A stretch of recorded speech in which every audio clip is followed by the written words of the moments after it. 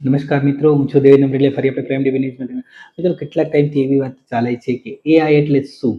AI ખરેખર લોકોની નોકરી, એઆઈથી લોકોની નોકરી જશે કે એઆઈથી કે ફાયદા શું છે, ગેરફાયદા શું છે? ઘણા બધા વિષયો ઉપર આની પર ચર્ચાઓ ચાલે છે. કેટલાક તો એનો ડર છે કે અમારી નોકરી જશે કે આ જશે, પણ હંમેશા મારું એવું માનવું છે કે ટેકનોલોજી હોય હંમેશા ઉપયોગી થતી હોય ને એ કામને આગળ લઈ જતી હોય છે. તો એઆઈના જેમ બધા ગેરફાયદા કીધા, પણ ફાયદા બી ખૂબ છે. આ તમારું કામ એકદમ તમારું ઈઝી થઈ જાય છે એઆઈથી. નિષ્ણાંતો પણ એવું માને છે કે ભાઈ એઆઈથી ખરેખર ડરવાની જરૂર નથી, બટ એ તમને જમાનાની સાથે અથવા જમાનાની આગળ લઈ જાય છે. એટલે તમારે ટેકનોલોજીની તો હારવાર તમારે રહેવું જ પડશે અત્યારના જમાનામાં. જો તમે એવું નહીં કરો તો ચોક્કસ તમને એ દુશ્મન જ લાગશે. પણ ખરેખર એવું નથી.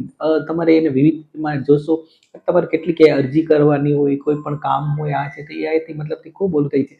પણ લાઈફમાં એવું તો ચાલતું જ રહે કે અપડાઉન ચાલુ જ રાખે છે. કે પહેલા એવું થતું હતું કે ફિલ્મોમાં નવી ટેકનોલોજી આવશે તો એવું ઓટીટી આવશે તો ફિલ્મોમાં કોઈ થિયેટર જોવા નહીં જાય. તો એનું તાજું જ ઉદાહરણ આપે છે કે હમણાં જ આપણે 1800 કરોડ રૂપિયા કમાણા છે પિક્ચરના.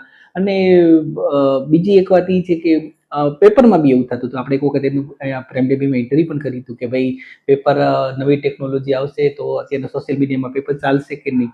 તો પેપર પણ ચાલશે અને ચાલશે જ. એવી રીતે એઆઈથી એવું મને નથી લાગતું કે એવો ખતરો છે. અને એક વાત ખાસ છે, એઆઈ એ માનવ સર્જિત છે, બીજી કોઈ ઓલી નહીં. કારણ કે જે એની જે બુદ્ધિ છે, જે એની બોલવાની ઓલી છે, એ માનવ એનું સર્જન કર્યું છે. એટલે માનવથી તો કોઈ મોટું છે જ નહીં. એટલે એઆઈ તો એનો પડકાર તો છે જ, પણ એની સાથે રહો, એના એનું જે ફીચર છે એ બધું જાણો તો ચોક્કસ તમને એનો ખૂબ જ જીવનમાં રોજે રોજ ઉપયોગ કરી શકશો અને આગળ વધી શકશો.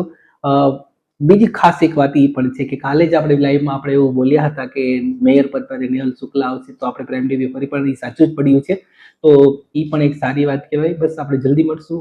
હું છું Devendra Patel. Thank you very much.